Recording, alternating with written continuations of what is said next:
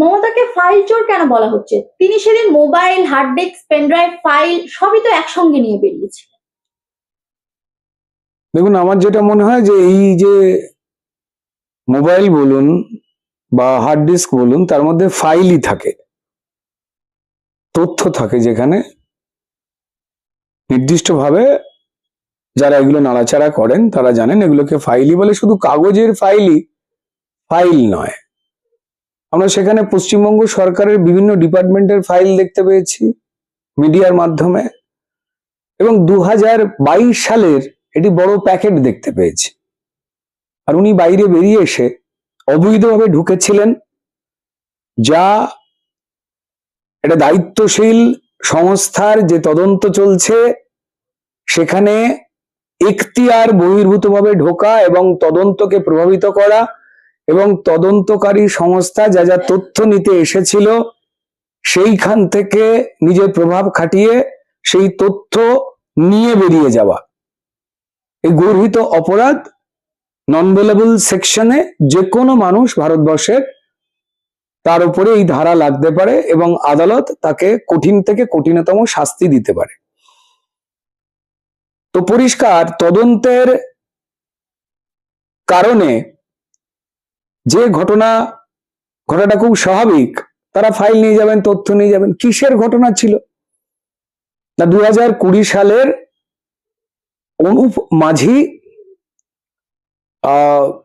এই কয়লা মাফিয়া যাকে বলে লোকজন,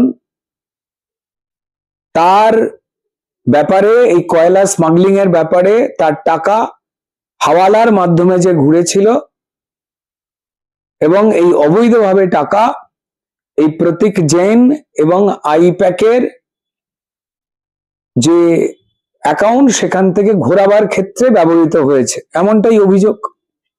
এবং প্রমাণিতভাবে ইডি সে কথা বিবৃতি দিয়ে জানিয়েছে, প্রেস বিবৃতি, তাদের যে কথা।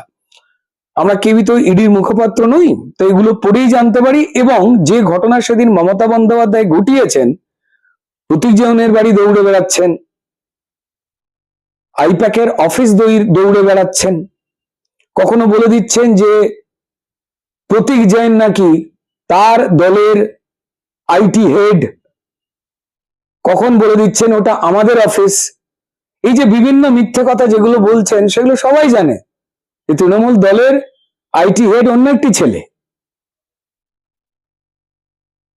এবং তৃণমূলের তথ্য, যদি তৃণমূলের কোনো তথ্য থাকে, সেই তথ্য থাকবে মমতা বন্দ্যোপাধ্যায়ের বাড়িতে, অভিষেক বন্দ্যোপাধ্যায়ের বাড়িতে বা তৃণমূলের অফিসে।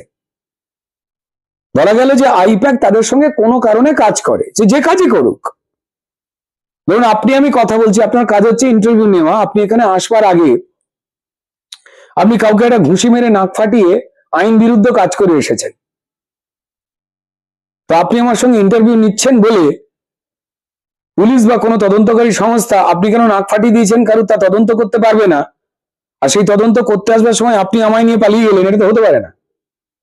উনি যে কাজ করেছেন ভারতীয় সংবিধান আইন অনুযায়ী গর্হিত অপরাধ, এবং তদন্তে হস্তক্ষেপ করেন এবং তদন্তকে গুলিয়ে দিয়ে যাদের বিরুদ্ধে তদন্ত দুর্নীতি নিয়ে কয়লা চুরির টাকা প্রতীক জৈন ব্যবহার করেছে, মমতা বন্দ্যোপাধ্যায় বাঁচাতে এলেন কেন? এই প্রশ্ন সবাই তুলছেন, সাংবাদিকরাও তুলেছে।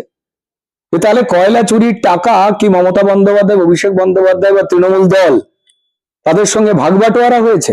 যে কারণে তিনি তৎপর হয়ে বাঁচাতে অবতীর্ণ হলেন বেআইনি ভাবে, এবং তারপর উনি সাফাই দেওয়ার জন্য বলছেন না আমি ওখানে গিয়েছিলাম মুখ্যমন্ত্রী হিসেবে, না আমি ওখানে গিয়েছিলাম তৃণমূল নেত্রী হিসেবে তৃণমূল দলের ফাইল নিতে।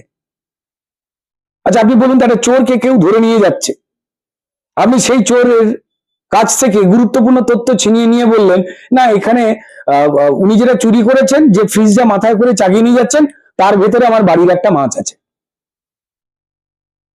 ওনার যে যুক্তি, সেই যুক্তি শুনে হাসছে এবং পশ্চিমবঙ্গের সমস্ত মানুষ, এটা দল হোক, ধর্ম হোক, মত পথ জীবিকা নির্বিশেষে প্রত্যেকটা মানুষ জানছেন যে প্রতিবারই যখন বড় দুর্নীতি চাপতে হয় তখন তিনি ঝাঁপিয়ে পড়েন। এর আগে রাজীব কুমারকে নিয়ে আমরা দেখেছি,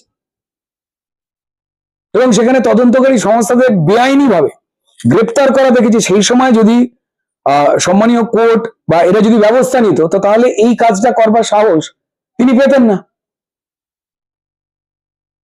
এবং উনি যে গন্ডগোল করে ফেলেছেন সেটা বুঝতে পেরে বিভিন্ন রকম মিথ্যে কথা বলছেন। কালকে চুরির সপক্ষে একটা মিছিল করলেন, এবং যারা যারা হাঁটলেন ওই মিছিলে, বা যারা দিল্লিতে অমিত শাহের বাড়ির সামনে গিয়ে অসভ্যতামি করবার চেষ্টা করলেন, তাদের এই রাস্তায় নামাতে, হই হট্টগোল করাতে প্রমাণিত হয়ে যায় যে তারা চোর এবং চুরিকে বাঁচাতে চাইছেন ওপেনলি। এটাই তাদের কাজ দলের। সো খুব ভালো হয়েছে মমতা বন্দ্যোপাধ্যায় যেটা করেছেন, এবং ভয় পেয়ে গেছেন বলেই বয়ান পাল্টে বলছেন আমি তো মুখ্যমন্ত্রী হিসেবে যাইনি, আমি তৃণমূল দলের যদি আপনি কেউ হন, আপনি হস্তক্ষেপ করবে কেন? যেখানে করবেন কি করে, কোন আইনে করেন যেখানে তদন্ত চলছে, একটা দায়িত্বশীল সংস্থা তারা তদন্ত করছে। আর যদি আপনি তৃণমূল নেত্রী হিসেবেই যান, তো পুলিশ কমিশনার থেকে শুরু করে একগাদা আইপিএস অফিসারদের নিয়ে ঢুকলেন কি করে? নন্দিনী দেবী বা সেখানে গেলেন কি করে চিফ সেক্রেটারি? তো যারা যারাই গেছেন তাদের প্রত্যেককে কৈফিয়ত দিতে হবে। যারা যারাই গেছেন তার এই বিচারের আওতায় পড়বে, এবং এটা নন বেলেবল সেকশন। আপনারা প্রত্যেকেই খেয়াল করে দেখেছেন কালকে এই বিষয়তে, মানে এরা কেমন চোর, নিজেরা চুরি করে আনলো, এনে আবার একটা মিথ্যে অজুহাতে আর একটা মামলা করে দিল। কালকে দুটোরই বিচার হবার কথা ছিল। সবাই জানে যে মমতা বন্দ্যোপাধ্যায় এই প্রতীক জৈন বা আইপ্যাকের যে কয়লা চুরি সম্পর্কিত দুর্নীতি, PMLA, prevention of money laundering অ্যাক্টে যে কাজ, গর্হিত কাজ তিনি করেছেন, তার অনুসন্ধান চলছিল এবং তথ্য প্রমাণ কালেকশন করা চলছিল। এই প্রতীক জৈন বা আইপ্যাককে বাঁচাতে চাইছেন মমতা বন্দ্যোপাধ্যায়, অর্থাৎ কয়লা চুরি থেকে তাদের বাঁচাতে চাইছেন তথ্য ঘেঁটে দিয়ে বা উধাও করে। কত বড় গর্হিত অপরাধ! উনি যদি তৃণমূলের নেত্রী হয়ে যান, তো তাহলে পরিষ্কার তিনি যেতে পারেন না, কেউই যেতে পারে না। মুখ্যমন্ত্রী হিসেবেও তিনি যেতে পারেন না, তৃণমূল দলের কেউ হিসেবেও তদন্তে ইন্টারফেয়ার করতে পারেন না। আমরা তো বারবার দেখেছি যে ক্রিমিনাল ছাড়িয়ে আনা। এর আগে ভবানীপুরের সময় থানা থেকেও আমরা দেখেছিলাম ফার্স্ট ক্রিমিনাল ছাড়িয়ে এনেছিলেন উনি। রাজীব কুমারের সময় দেখলাম। তারপর এটা বড় অপরাধ পশ্চিমবঙ্গের মানুষ দেখলো যে একজন মুখ্যমন্ত্রী কয়লা চোরকে বাঁচাবার জন্য পরিষ্কার ফাইল চুরি করলেন।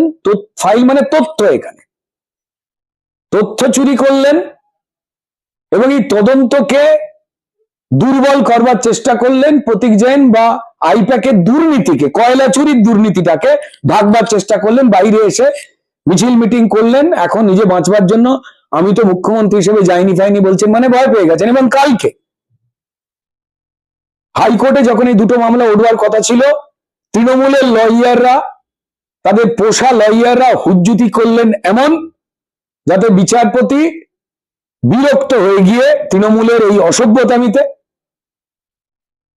তিনি মামলা শুনলেন না এবং বললেন যে 14ই জানুয়ারি শোনা হবে। আর কদিন পরে এই দিনও কি করবেন সেটাও দেখবার এই সার্কাস ঘটাচ্ছেন।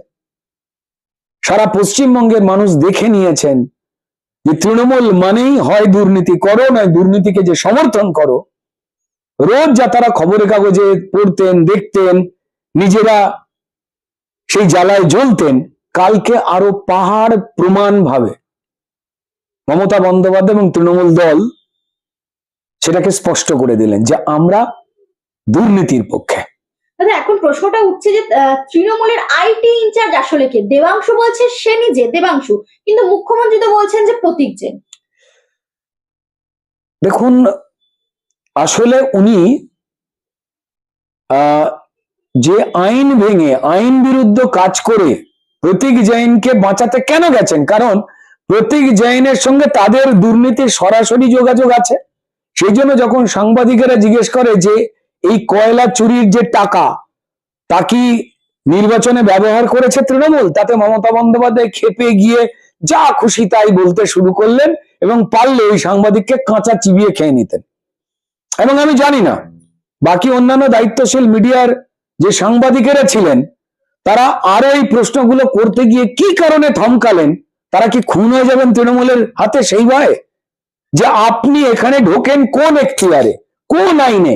এই প্রশ্নটা সেদিন অনেক বড় বড় মিডিয়ার সাংবাদিক যারা উপস্থিত ছিলেন, তারা হঠাৎ করে, পলিটিক্যাল জার্নালিস্টরা যারা অত্যন্ত দায়িত্বশীল, তার এই প্রশ্নটা করতে গিয়ে কোথাও যেন একটা থমকে গেলেন, প্রাণের ভয়।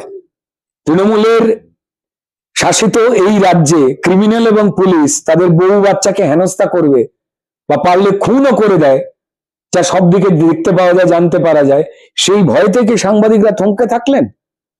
আমি বিস্মিত হয়েছি যে আমার সাংবাদিক বন্ধু যারা ছিলেন, যারা বিচক্ষণ, যারা দায়িত্বশীল, দু একজন সাংবাদিক ছাড়া বাকিরা প্রশ্নই করলেন না আপনি কোন এখতিয়ারে ঢুকলেন আর তদন্ত চলাকালীন আপনি কিভাবে এই হার্ড ডিস্ক নিয়ে যেতে পারেন। তা আপনি তৃণমূল নেত্রী হিসেবে হোক বা মুখ্যমন্ত্রী হিসেবে হোক, কোন ব্যক্তি ভারতবর্ষের যে আইন, ভারতবর্ষের যা নিয়ম, তার বাইরে এটা করতে পারে না, করলে তার জেল হয়। এটা তো স্পষ্ট যে তিনি মিথ্যে কথা বলেছেন। প্রতীক জৈন তার দলের কোনো পদাধিকারী নয়। তাকে বাঁচাতে এবং নিজের ওখানে বেআইনি ভাবে উপস্থিতিকে মিথ্যে কথা বলে ঢাকবার জন্য এই ব্যাখ্যা তিনি দিয়েছেন। আর সবাই জানে যে তিনি তৃণমূল দলের আইটি হেড নয়। প্রতীক জৈন তৃণমূলের কোনো পদাধিকারী নন। কিন্তু আমরা তো দেখেছি যেখানে সরকারি প্রকল্পের কাজ চলে সেখানে এই আইপ্যাক নামে একটা ব্যক্তিগত সংস্থা তার লোকেদের বসিয়ে রেখে দেয়।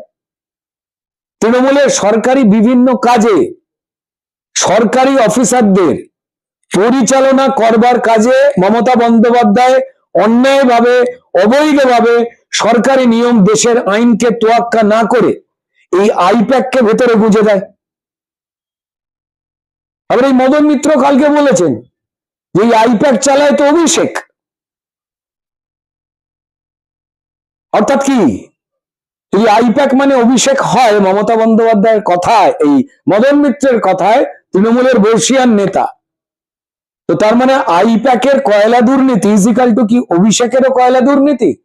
তাই সেটাকে বাঁচাবার জন্য মমতা বন্দ্যোপাধ্যায় যে প্রতীক জৈন বা আইপ্যাক ফেসে গেলে আমার পুরো পরিবার ফেসে যাবে, তৃণমূল দল ফেসে যাবে, অভিষেক ফেসে যাবে, তাই তথ্য হাঁটাও। ওই অফিসে মমতা বন্দ্যোপাধ্যায় এর আগে গেছেন বলে কেউ তো কোনো ফুটেজ দেখাতে পাচ্ছেন না। অথচ কোন টেবিলে কোন গুরুত্বপূর্ণ ল্যাপটপ আছে, ফাইল আছে, তা তিনি জানলেন কি করে? যদি না প্রতীক জৈন ওনাকে বলে না বুঝিয়ে যদি না দেয়।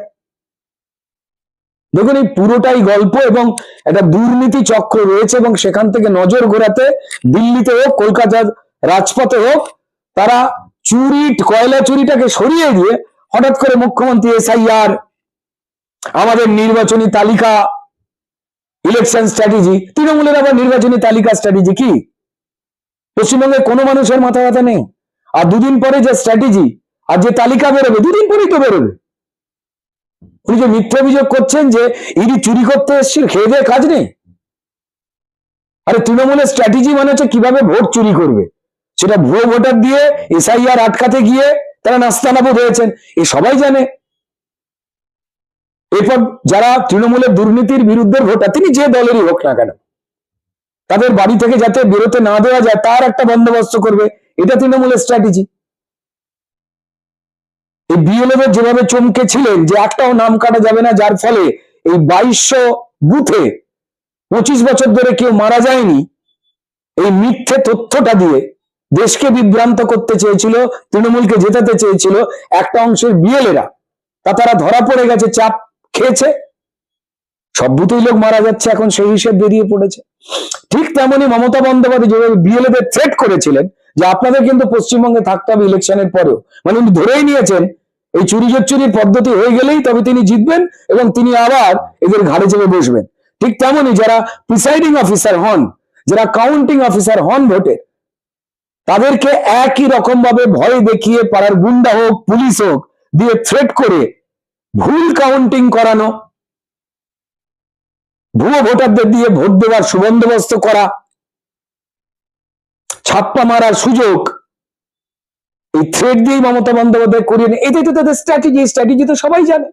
আর তৃণমূলের প্রার্থী তালিকা, যে বা যারা চোর এবং চুরির পক্ষে তারাই প্রার্থী, সমস্ত অঞ্চলের লোকজন জানে, পশ্চিমবঙ্গের সমস্ত বিধানসভার লোকেরাই জানে তৃণমূলের যিনি দাঁড়াচ্ছেন তার মানে তিনি এই হয় চুরির সঙ্গে জড়িয়ে বা চুরিকে সমর্থন করেন, অন্যায়কে সমর্থন করেন। ওদের আবার প্রার্থী তালিকা কি বা স্ট্র্যাটেজি কি? চোর এবং চুরি এই দুটোই স্ট্র্যাটেজি এবং প্রার্থী তালিকা। তা আবার কেউ ইডি সিবিআই নিয়ে গিয়ে কি করবে? এরা অভিনব চোর। এরা বালি, কয়লা, বালি, চাকরি, প্রাণ, গণতন্ত্র লুট করার পর নিজেদের মিটিং এ কোনো কিছু না চুরি করতে পেলে নিজেদের থেকে নিজেরা মোবাইল চুরি করে, জুতো চুরি করে এবং লাস্ট ফাইল চুরি করছে। কয়লা চুরির তদন্তের তথ্য গোপন করে ফেলবার জন্য। কখন মানুষ গোপন করে?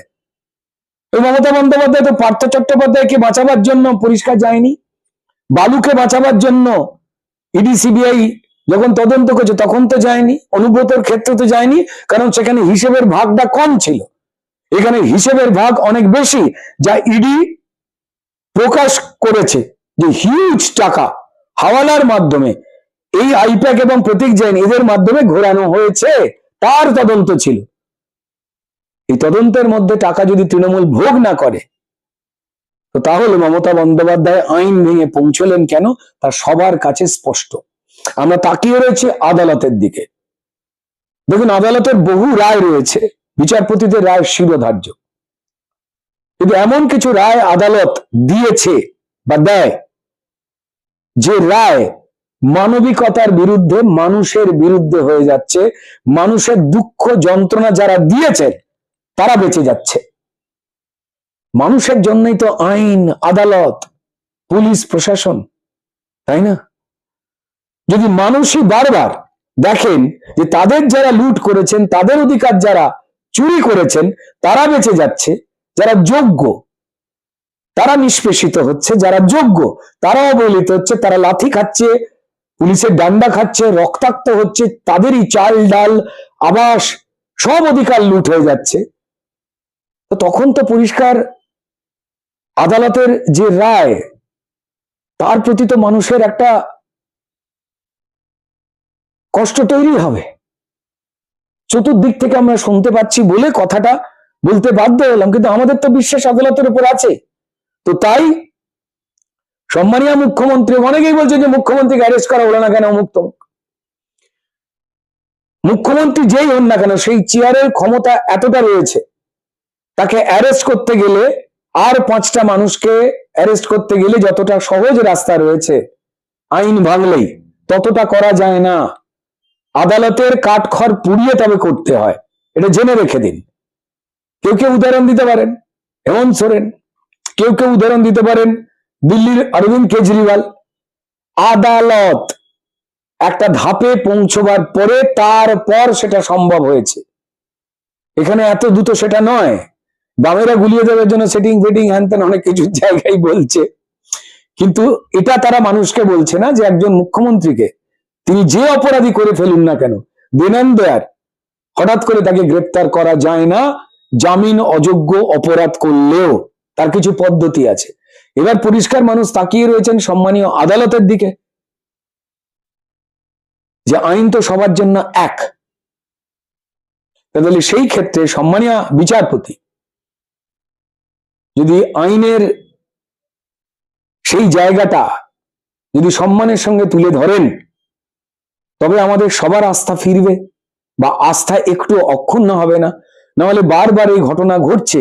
মমতা বন্দ্যোপাধ্যায়কে সুপ্রিম কোর্ট, হাইকোর্ট বিভিন্ন বিষয়ে বিভিন্ন অর্ডার দিয়েছে, নির্দেশ দিয়েছে, তা না মানবার পরে এই তৃণমূল বা এই রাজ্য সরকার বা মমতা বন্দ্যোপাধ্যায় তাদের বিরুদ্ধে কোর্ট যদি বন্দোবস্ত না নেয়, তো তাহলে তাদের দলের বা তার অপরাধ প্রবণতা বাড়বে। শুধু তাই নয়, তৃণমূল বারবার আইন ভাঙা অপরাধ করে যাবে, হাইকোর্টের রায়, সুপ্রিম কোর্টের রায় মানবে না, সেটা দিয়ে দেওয়া থেকে শুরু করে চাকরি বাকরি সব ক্ষেত্রে আপনারা দেখুন, যদি আদালতের রায় কেউ না মানে তার জন্য সুপ্রিম কোর্ট, হাইকোর্ট চূড়ান্ত শাস্তি ঘোষণা করতে পারে।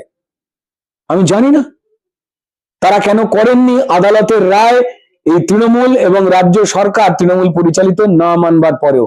যদি বারবার এটা সাধারণ মানুষ দেখেন, তো তাহলে আইনের উপরে তাদের ভরসা এবং আস্থা কমতে বাধ্য। দল মত, নারী পুরুষ, ধর্ম, বর্ণ, জীবিকা নির্বিশেষে আমার দেশে আইন সবার জন্য, এবং সেই ক্ষেত্রে আমরা সম্মানীয় বিচারপতিদের দিকেই তাকিয়ে থাকি, আমাদের আর যাওয়ার কোথাও নেই। আমার মনে হয় যে আইনকে বিপন্ন করে বুড়ো আঙুল দেখিয়ে যেভাবে আমাদের এই জুডিশিয়াল সিস্টেম, যা স্বয়ং নিয়ন্ত্রিত ভাবে পরিচালিত হয়, কোন সরকার তাদের প্রভাব খাটাতে পারে না।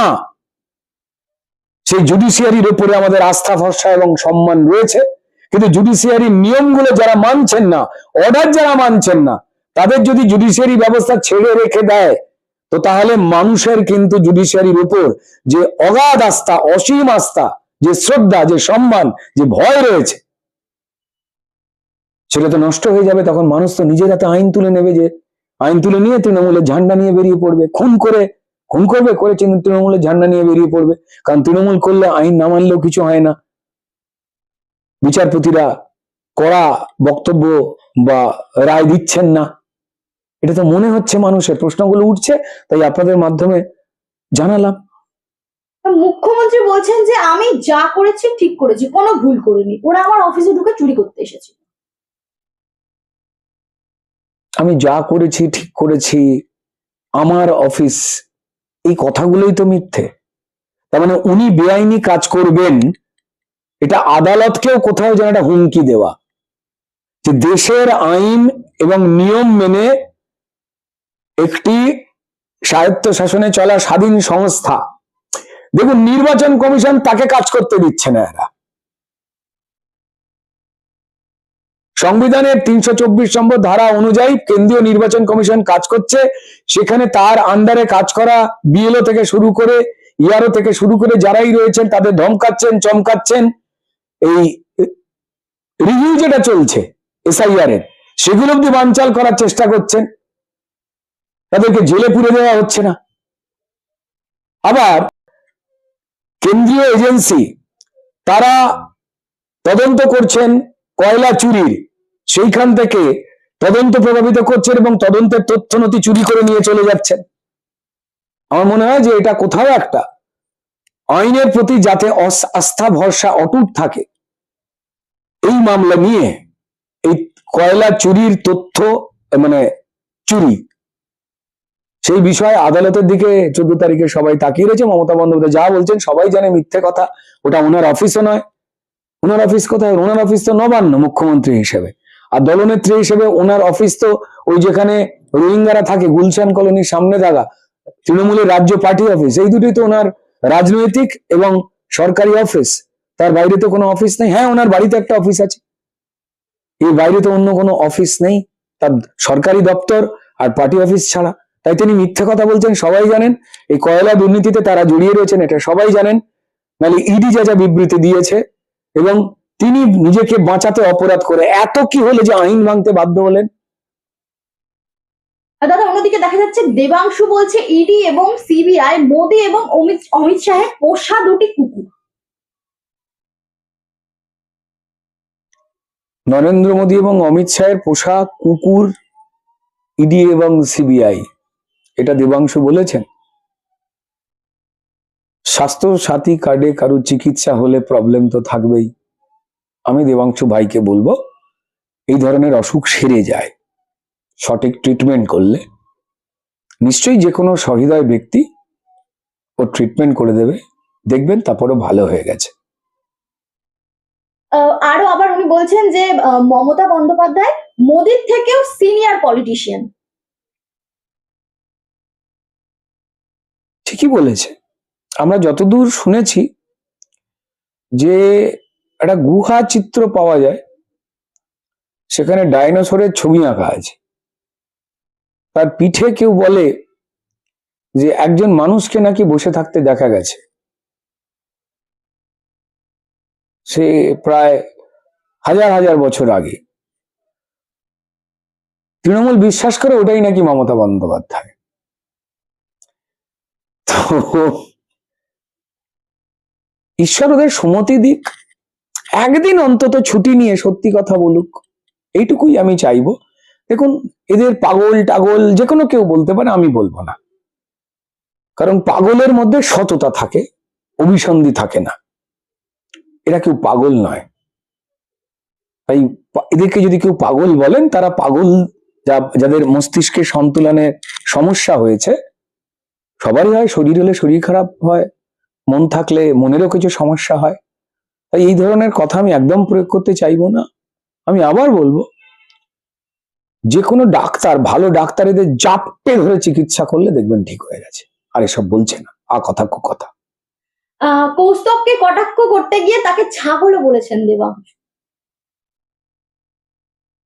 আমি কৌস্তবকে অনুরোধ করব, বাগচিকে, যে হিতাহিত জ্ঞান শূন্য হয়ে পড়েছে ভাই দেবাংশু। কৌস্তবের কি একজন সহ নাগরিক হিসেবে উচিত নয় যে ভালো একটা ডাক্তার দিয়ে ওকে জাপটে ধরে কবিরাজি চিকিৎসা করে ভালো করে দেওয়ার? সুস্থ হওয়ার সবারই তো অধিকার আছে। দেবাংশুর উপর না রাগ করে, যবে থেকে কুণাল ঘোষের সঙ্গে ও ধরম মহরম করেছে তবে থেকে এইসব অসুখ ওর বেড়েছে। তাতে কি হয়েছে? যে কোনো অসুখ সেরে যায়, একটু জাপটে ধরে চিকিৎসা করতে হবে, প্রচন্ড আদর দিয়ে চিকিৎসা করতে হবে, তবে কবিরাজি ঠিক হয়ে যাবে। নালে আর কথা বলা বন্ধ করে দেবে।